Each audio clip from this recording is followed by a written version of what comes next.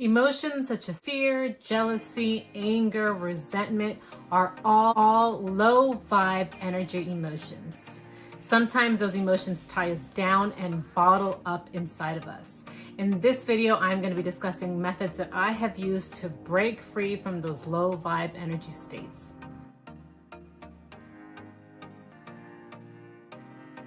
If you're new to this channel, welcome. Here on this channel, I talk about all things self-development, personal development, mind, body, soul, motivation. If you enjoy these types of discussions, please make sure to comment, like, and subscribe so you get notified every time I post a video.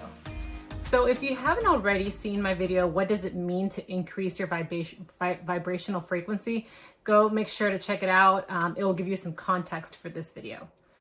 So as I mentioned earlier, those negative emotions such as sadness, fear, anger, jealousy, those are all low vibrational frequency energy, emotions. And low vibrational energy keeps us in a resistant mode towards our natural state, which is usually a state of joy and of love. Okay, so the first thing I want to say is that you could like Google or look up some videos on how to raise your vibrational frequency. And most of the time you'll find, go out and do some exercise, go for a walk, put on some uplifting music, and all those methods work for momentarily. But in this video, I'm gonna go a little bit deeper, which takes a little bit more self-analysis. So let's just get into it. Okay, so the first thing I do when I'm feeling a negative emotion, such as anger or sadness, is actually sit with that emotion and feel it. I don't resist it, because when you resist it, you suppress it, which just bottles up inside of you, and you never actually get to heal from that emotion and move forward from that emotion. So is being able to stay present with that emotion.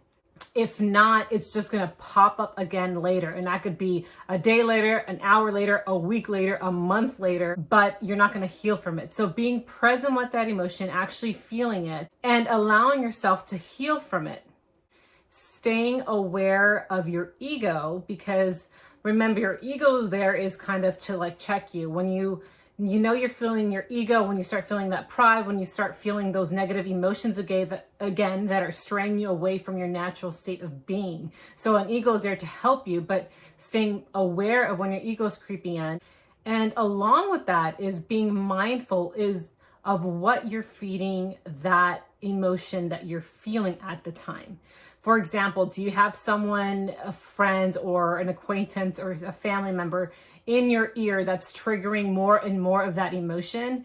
What are you listening to? What are you watching that's helping, or either helping you heal from it, or just helping you just like really soak in it and stay stuck in that emotion? So I'm very mindful of all of those things that could keep me in that low vibe energy state. And I first, again, sit with myself and I talk to myself and talk to God about why I'm feeling what I'm feeling. Okay, number two, the second thing really, and it's really key, is a choice of letting go. Sometimes we create feelings and reasons for us to feel attached to a low energy state of being. And that's because we have been accustomed to being in that low vibrational state. We just become attached to that emotion because we've been in that vibration for so long. It's hard for us to kind of recognize that that's not who we truly are. So really, first thing actually is recognizing that you're not feeling and being who you truly want to be. And once you recognize that, you make a choice, and that choice of letting go. For example, and what I mean by that is like, I realize that I am the only one in control of my mind, of my thoughts, of the choices that I make in my life. So I either make the choice of keeping that emotion and staying in that low vibe state, knowing that's not who I truly am and who I want to be and what I'm trying to do in life and my mission, or the choice of moving forward and letting it go because it's not serving me any good and any purpose. Now, it's different from sitting with it and healing from it. And that's what I said for number one, right? Was healing from sitting with the emotion and feeling it, but you won't be able to recognize and move forward until you sit with the emotion first, and then making the choice of either staying with it or moving forward and letting it go. If I choose to sit in that negative emotion, it's because I'm finding comfort in that state. And there's something there that I don't want to let go of. But again, as I said, at some point I need to make a choice. Is this who I'm about and what I really am trying to be in this life? Am I really trying to stay in this negative, low vibe energy? I'm not here to just be mad and sad all the time. That is not who I am about, right? So I make a choice. I need to make a choice to let it go.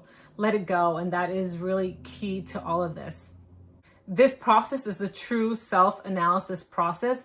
It takes work and it takes reflection. You have to really go inside of yourself and really think about the things that you think about. Think about the things that you feel and analyze them and make a choice on what direction you want your life to go in and what emotion you're going to stick with to drive you to that state. And always think about and always remember, emotion is energy in motion. Emotion. So if you stay in a state of negative emotion, such as sadness, you're just driving that emotion forward more and more and more. But you can make a choice to change that state of being, letting that emotion go, and choose a different emotion, a different energy in motion that could drive you in a better place. Hope that makes sense. And number 3, the third and final one, is really being grateful and praying. I work at staying connected with God, my creator, and I wake up every morning thanking God for my blessings. And that keeps me humble. It keeps me grounded. It keeps me thankful for all the things that we so easily take for granted in life. Be it a roof over my head, having food to eat that day, having the people I have in my life that show me love, that I love, that I am so grateful for. And it just fills my spirit. It helps me with my clarity. It helps, again, keeping me grounded. And it keeps me focused on all my blessings and wonderful things I have in my life. So just to summarize and repeat again, the 3 things really quickly that work for me to help me heal and move from low vibe energy states are: number 1, sitting with that energy and feeling it, not resisting it. Number 2 is making the choice to let it go. And number 3, being grateful and praying and thanking God for all the things that I do have. And I hope those things help you. I hope you enjoyed this video. Don't forget to show some love. And as always, I'm rooting for you. Much love, you guys.